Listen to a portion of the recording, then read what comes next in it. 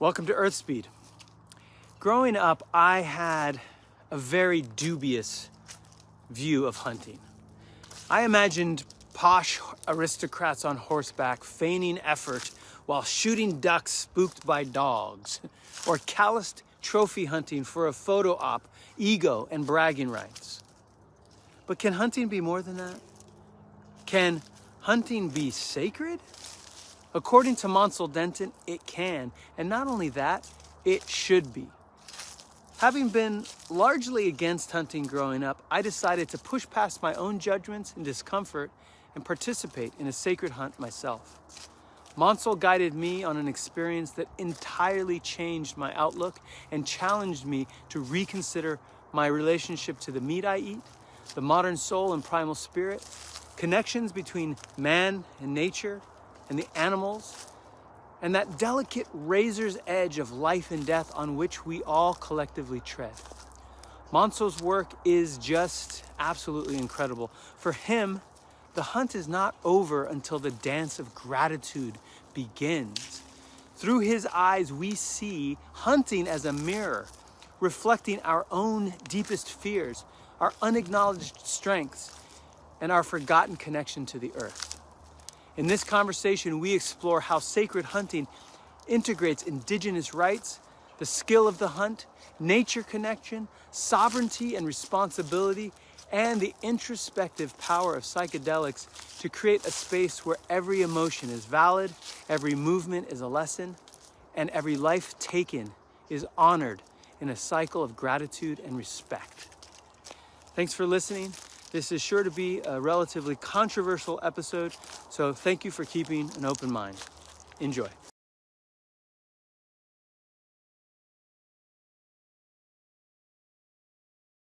What's up, Earth Speedsters? I'm here with Mansal Denton. Been trying to get you out here for a while to do this interview because you really did change my life. Mansal took me on a sacred hunt, and he has actually a business, a program that... A church? What is it? What's a sacred hunt? Yeah, a sacred hunting experience is designed to create a world for us modern individuals to enter that harkens back to an old way of relating to nature, an old way of relating to each other, tribe, and of course to the food that we eat.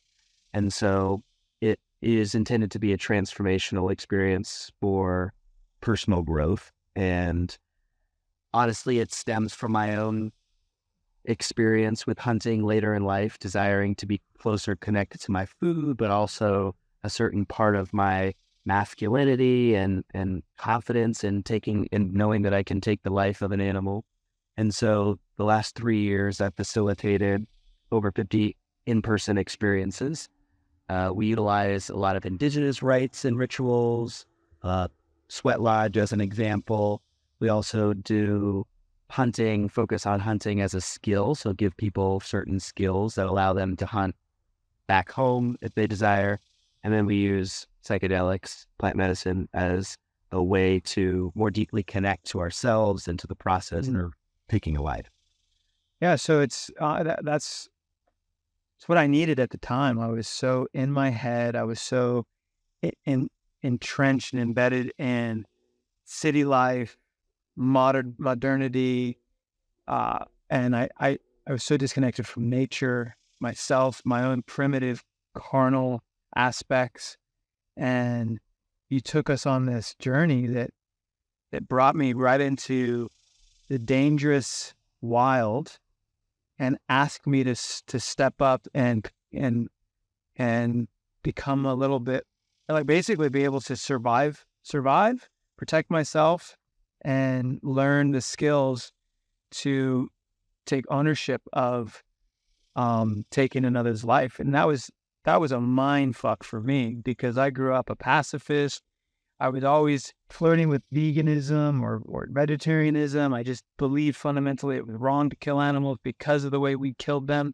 So I really had to learn a new way of relating to life and death and animals and my own ability to be dangerous. And so I'm still learning those lessons. Yeah. So just like walk everybody, like I think we really have to, step everybody through this whole concept, because it may seem natural at this point to you and familiar to me, but to the average person, I think people are gonna be like, what? Hunting? They see it as one way. They hear plant medicine and sacredness, and that feels a little bit woo and intangible. So how do you really bring them down to earth and into this process? Yeah, it's a great question. And it's a great starting point because I actually was raised vegetarian. And so as I started eating meat, I had the same questions as you. I had a lot of the same feelings as you. I didn't grow up hunting. So for me, creating this organization and the experiences that I curate very much came from a place of trying to find my own way with and come into some kind of right relationship with the fact that I ate meat and wanted to have some kind of relationship with it. And so relationships are a really, really big part of what I try and create with the experience. And so the experiences start before we even get together in person. And so, I might send some type of book or something for people to take the time away from their phone and just go sit into nature and just start to create a relationship with a place. So the Lakota had a concept called a sit spot. Many people have a sit spot, which is a place, a very specific place that one goes to have a relationship throughout the seasons. And it was a unique way of acknowledging that, yes, there's lots of nature, but also there's a very profound relationship one can have with a very specific part of nature.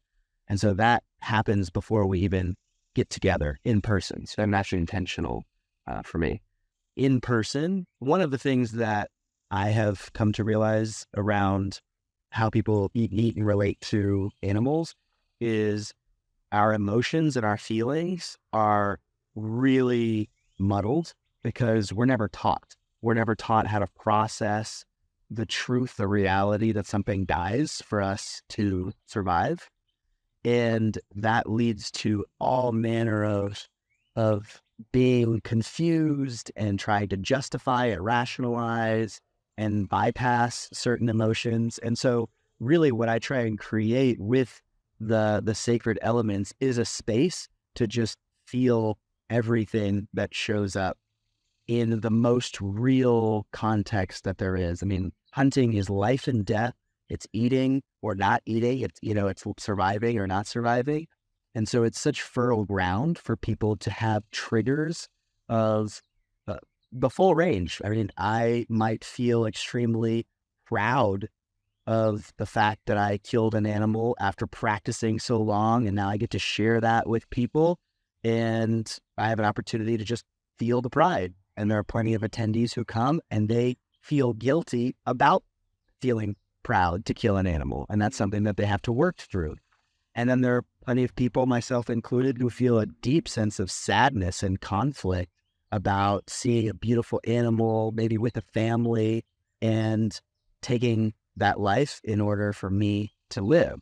And so that's something that many people face. And so a lot of what I create is intended to not only create the triggers for people to experience some type of emotion or feeling, but also process them. And that's one thing that psychedelics do really, really well, is kind of open us up to our feelings and to be able to experience the fullness of them. And that can look very different for a lot of different people. Some people are ready to do something that is completely woo and connect to the spirit of the animal that they killed.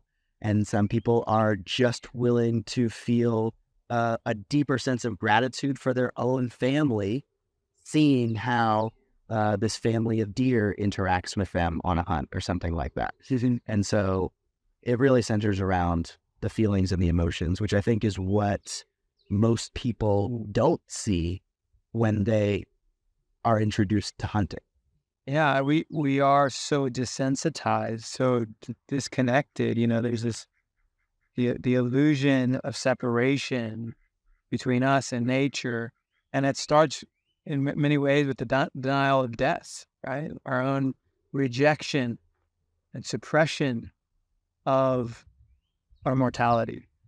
But if you really connect in, it can be confronting. You look around, there's death everywhere. Ever since, I've been on the land, it's every day I encounter some sort of death or transmutation or change of state. So that's something that I definitely really was moved by, is how much emotion came up for me with my own sense of mortality, my own, like you said, like, how do I protect myself and my family? How do I procure my own food? I'm so used to dialing up, for delivery, and all tied into, do I live or do I die? Does this animal live or die? Am I cultivating the intimacy, that connection, like that true caring and compassion, despite the fact that I'm going to ultimately, take this animal's life. And man, it's just layers and layers and layers of feeling and emotion and just and deep sadness and and then a confidence that I didn't have before. Fearlessness that before I was running scared all the time, and it was all subconscious. So how's it going? Are you still taking people out regularly? Yeah, I take people. People must be clamoring for this experience. I do have, over the last 3 years, like I said, over 54 different experiences that I've led, and it's been a lot to lead, as you can imagine. It's quite a space to hold between the emotional, mental, spiritual, physical components that are involved.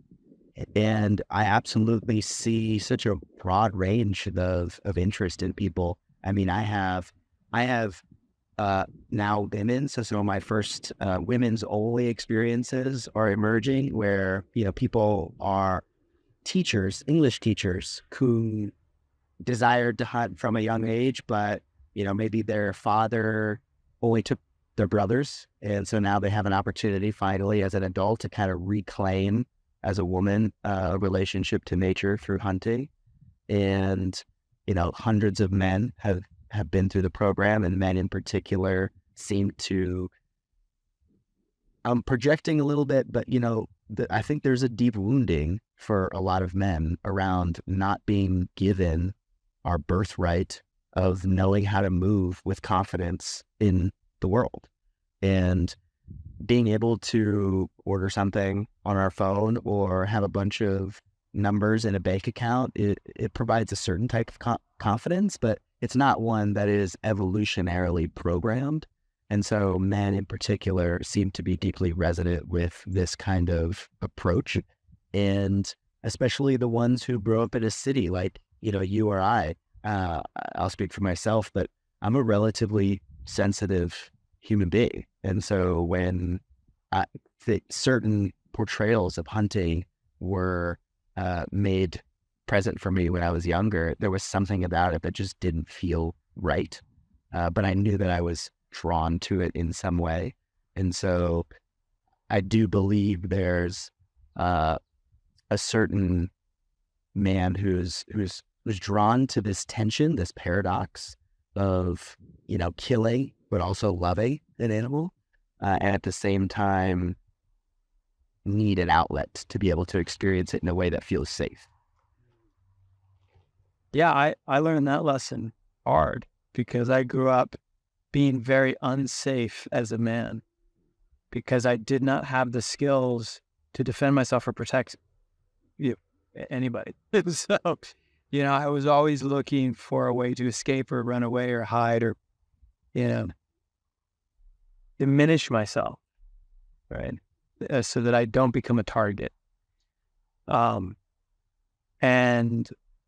to step into a confidence, like you said, birthright, I felt like, I was emasculated in many ways by society. And not that hunting is what a man does, like that, that's a cliche, sort of just very superficial way of describing it. But there is something about having the skills to step into the world and be able to face up to any danger that may approach you. And obviously it's, there's a sliding scale. Like there's a lot of different things that you could prepare yourself for. What is the scariest moment you've been out in the wild?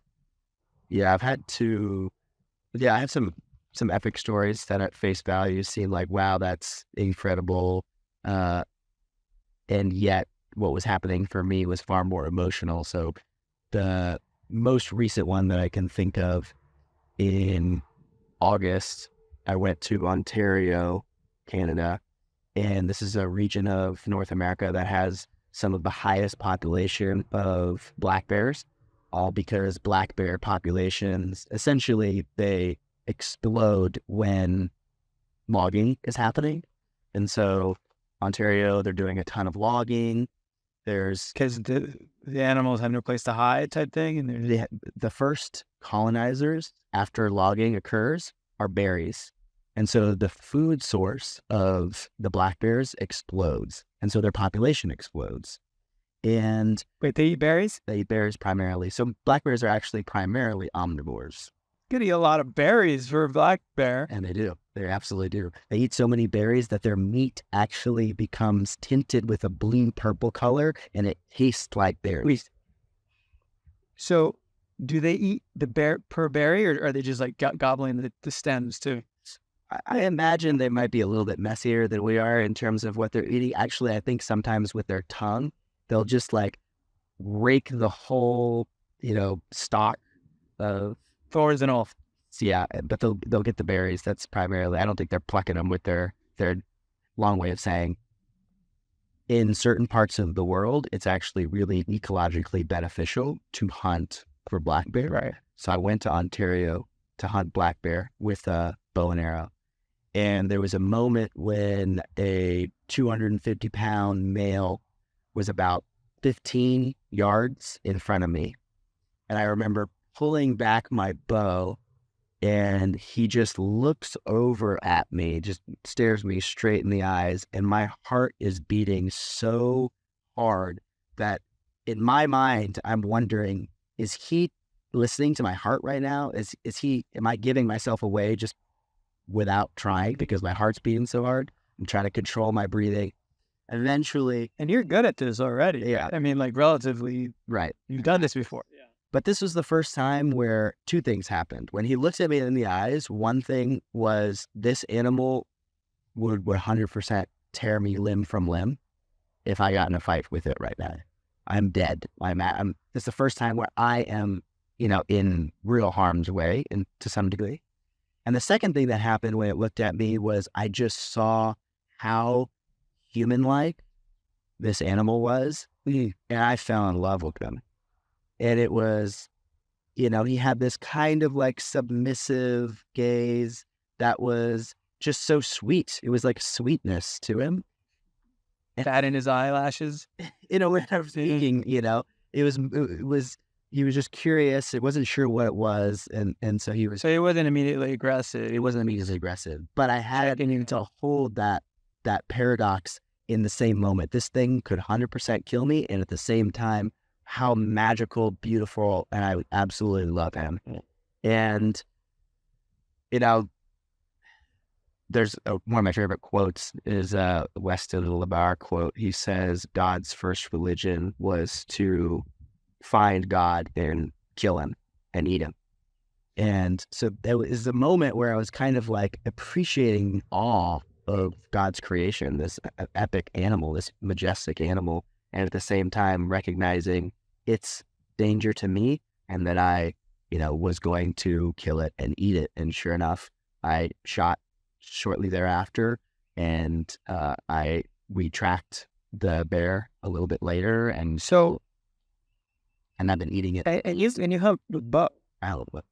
And it's not like you can get off another shot. You got to reload your bow. And I'm sure you're pretty good at it at this point, but Isn't that a little bit more risky with a bow than a gun? It's a lot more risky. Right. Yeah. And you need to get closer. I had to get closer.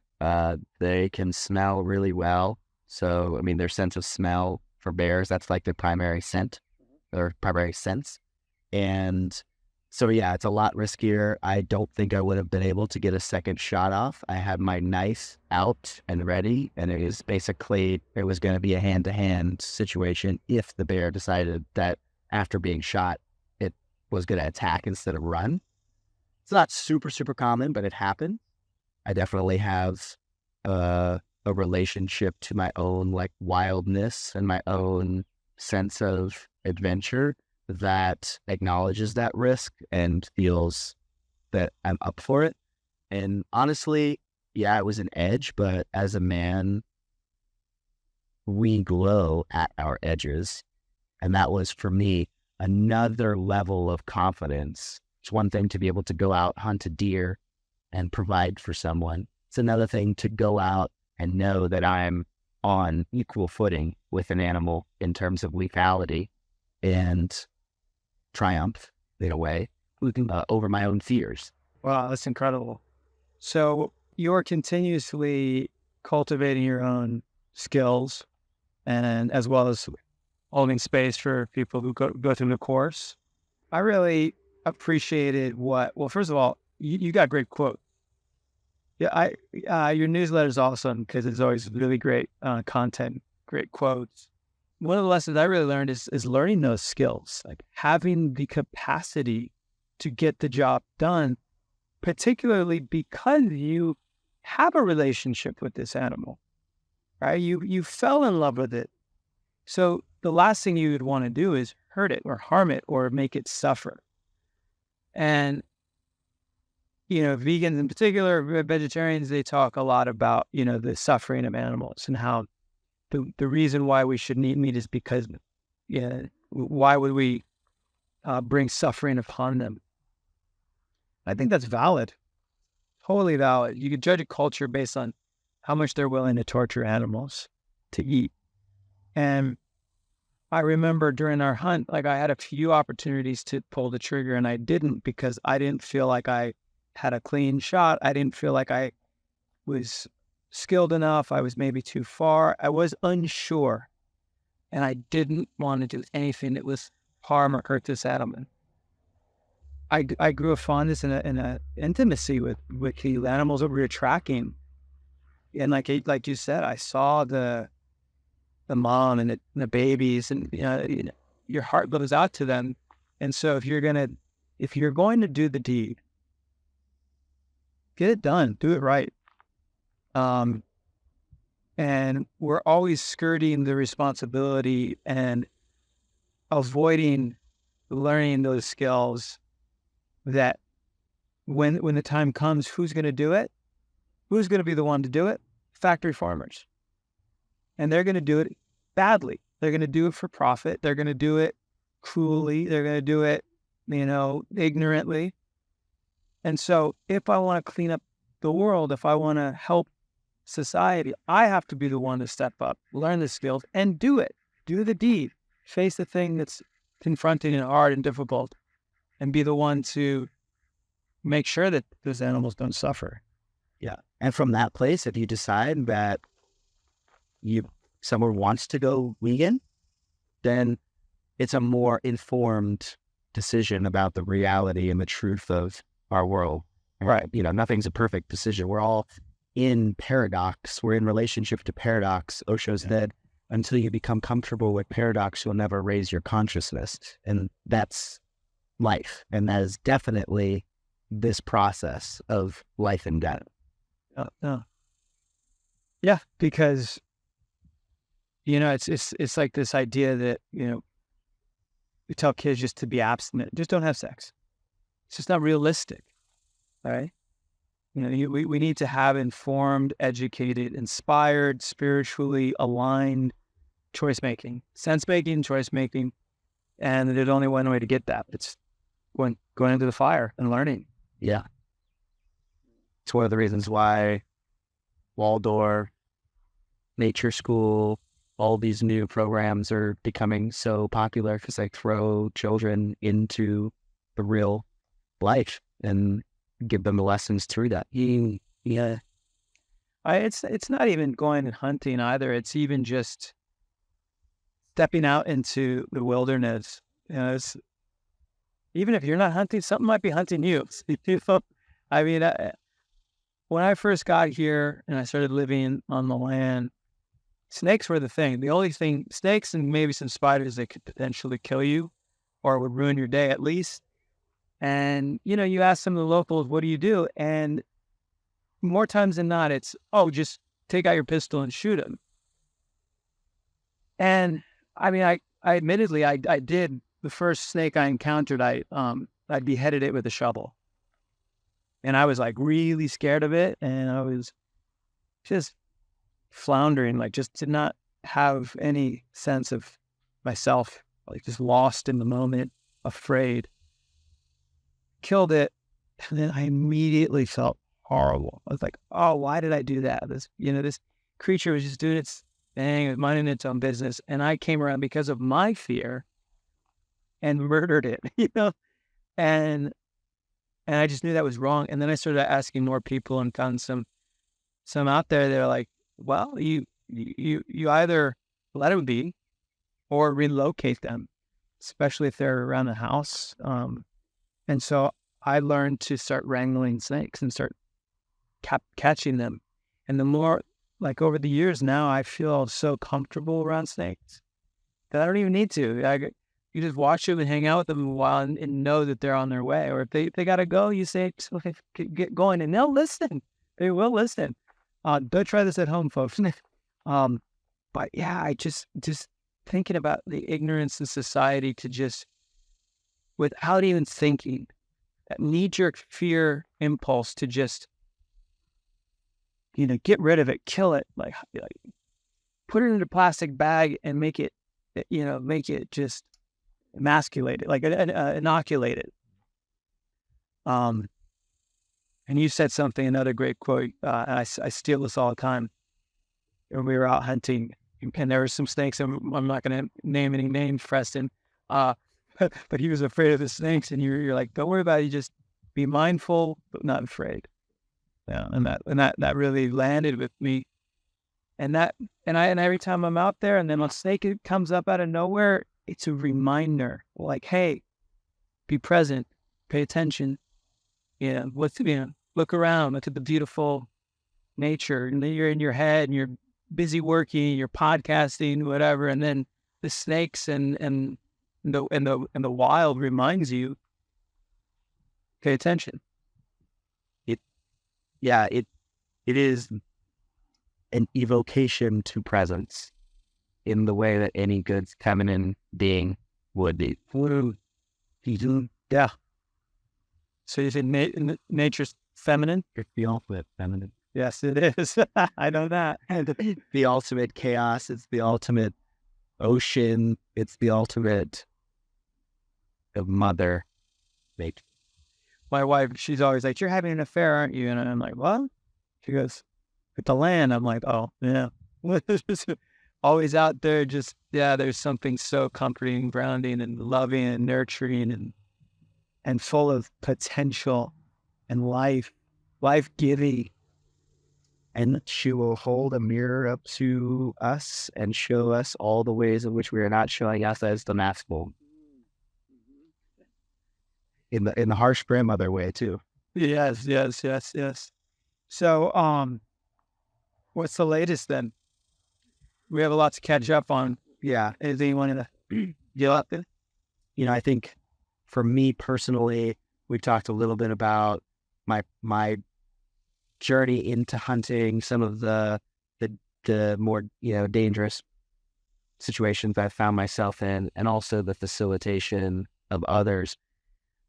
But one thing that has been really alive for me in the last year or so has been pushing my edges of understanding and connection to the natural world. And that means going to see some of the most remote Indigenous people who still kind of hold that close intimacy with nature by their very existence.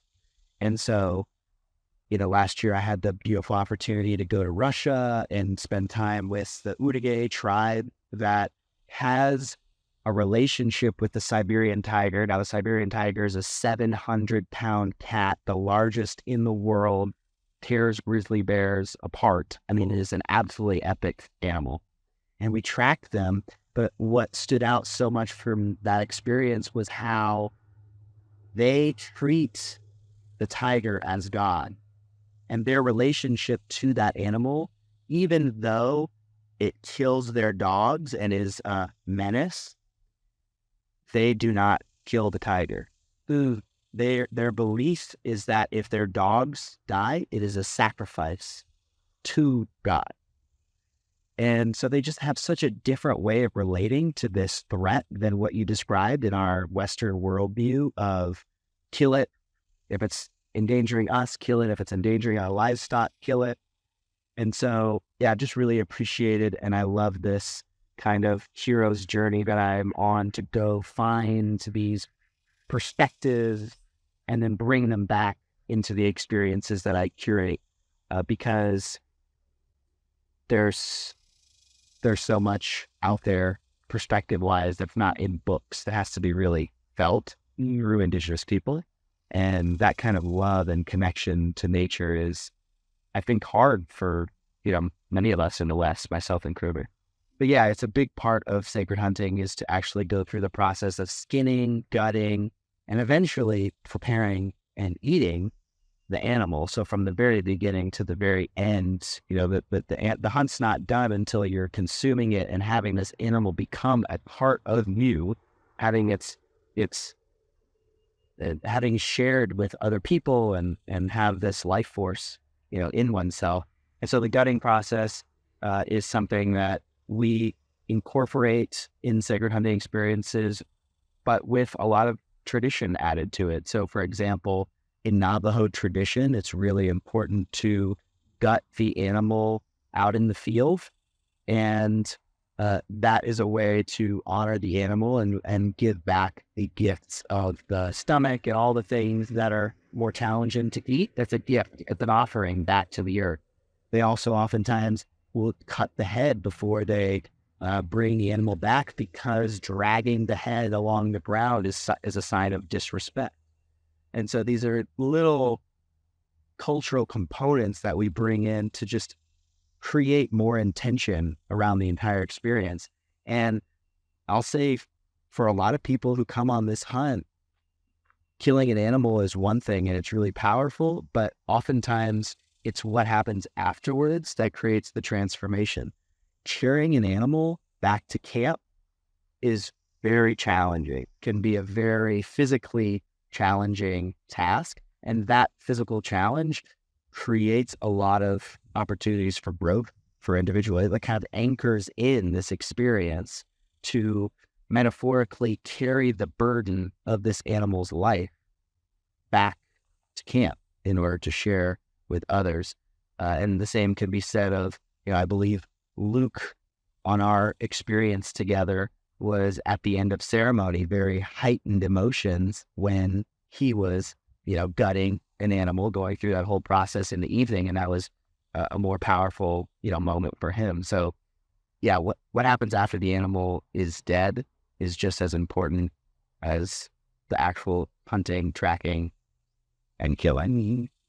Yeah. And, again, if it's increasing sensation and cultivating intimacy, there's nothing more intimate than being inside of this animal and getting to know and appreciate its musculature and its sinews and its elegance as a creature, as the design of God. And then one step further is in bringing it into oneself, into your body. And that's like, that now you have become one in many ways. And that's the beauty of life itself, which is everything transmutes into everything else. And there is a oneness involved in the life-death cycle. speaking to, I guess, craft butchers. And there's one craft butcher who has, he comes to butchery from a dance perspective. And just the way the body moves and how it's just the elegance of the animal itself, and to show that kind of appreciation and respect for it when you're taking it apart and appreciating all the different pieces is yet another layer to that relationship. Yeah, it's beautiful. It's in many ways, I consider myself to some degree an artist in an experiential sense, and to see someone bring art into the butchery process is a really needed and beautiful thing when we consider that, our society is built on these factory farm and the butchery that happens afterwards. Think about those humans who do that kind of work and what kind of trauma they're creating in themselves in order to just do them out and do their job. And those are ways for us to be able to process our grief. Because an example that I have, which I've shared with you before, is just driving on the side of the road and seeing a raccoon or a deer that's been hit by a vehicle. And I immediately just feel so much sadness. Just the story of this, maybe this mother is trying to find food for its young, and it's hit, and it's almost like callously just left and ignored and slowly dies by the side of the road. And I can just, imagine the way in which people perceive, oh, it's just a raccoon. It's so sad to me, but when I can, and I don't do this all the time, but when I have the time to stop and move the animal and pick some flowers and create a little altar for it as a way of sending it off. Yes, it's my way of adding some beauty into the world, but it's also my way of processing the grief of being constantly confronted with this gateway to my own sadness. It was beautiful, brother. Very beautiful. I think in many ways the sickness within our culture is due to unmet grief, unmet trauma, and unmet grief. And I do believe that we as humans, as children of God, as light beings, one thing that we have is the ability to transmute darkness into light, to transform grief into new life. And that is a gift I think that we all have the capability of, if we do the extra step, if you do a little extra work, if you let that sadness, that mourning and that sense of loss move through you. And even if you shed a tear, maybe shedding a tear is part of that process of letting that spirit, that soul move on into something else. And I think that's true, not just, with things that you're not responsible for, like maybe the roadkill that you come across, but maybe especially for the things that you are responsible for. Even if you go to the store and you buy a piece of meat, you did not kill yourself. It's got within it some karmic energy. If it was done in a factory farm from some ignorant, worker who's just trying to barely make ends meet, and he's desensitized and maybe a little cruel, and some of his anger at society or whatever is coming out in his work and imbuing into the meat, you're taking that into your body, son. And I do believe that, and this is when I get real woo, even if you take the time to bless, to pray, to put your focus into transmuting that energy into something else that you can. Look, is it absolutely true? I don't know, but I believe that's the sort of the root of prayer itself. That's where it comes from. When we can put our focus, our mind into something, you can change it. And a beautiful note on prayer in Lakota culture. The word wachikia means prayer, and it translates directly as to seek connection to. And so to be in relationship with that animal, to seek a connection to it, as you've described, is, in Lakota way, the definition of prayer. Out of all the things they could do, Right. to spend a weekend making themselves uncomfortable, getting outside their comfort zone to do this, what actually pushes them over the edge? Do you know? I don't have a good sense of that moment that kind of pushes them over the edge necessarily. It's outside of what I do. It's their pain point is like, I so have wanted to hunt and have this connection. And they might not use those words, not everybody can articulate it, but there's something that's so deeply desiring to have this connection, but has not felt a safe container to do it. But it's people that wanted to hunt in the first place. Yeah. So have you ever reached people who said, I would never hunt? I have had people who had not had any meat in years. So it was the first time that they had ever tried any meat, was on the experience. I've had women who, definitely one woman in particular, her father hunted. They had land. She could have hunted with her father, but she didn't feel comfortable. She just wanted an experience that was going to ease her into, what it was to take a life. And she was challenged the whole way through. She had the animal in her crosshairs. She didn't really want to pull a trigger, but she did. She didn't really want to gut it. She was really resistant, and she just leaned in. For her, there was just a self-awareness around the hypocrisy of eating animals and not being willing to do it. And I face a lot of people who understand intellectually that hypocrisy within themselves, for lack of a better word, but aren't willing to do it. And, she and I think some of the others are just unwilling to be hypocrites. Sure. Well, I'm going to tell the audience how to find you. Yeah. If anyone would like to follow me on Instagram, I create a lot of content there at Mansal Denton, my name spelled out. And that's MANSALDENTON. And then, of course, sacredhunting.com is the website. You can check out all the experiences men and women have had over the last 3 years, and hopefully it resonates. Awesome. Thanks, brother. Thank you for having me. Catch you guys next time.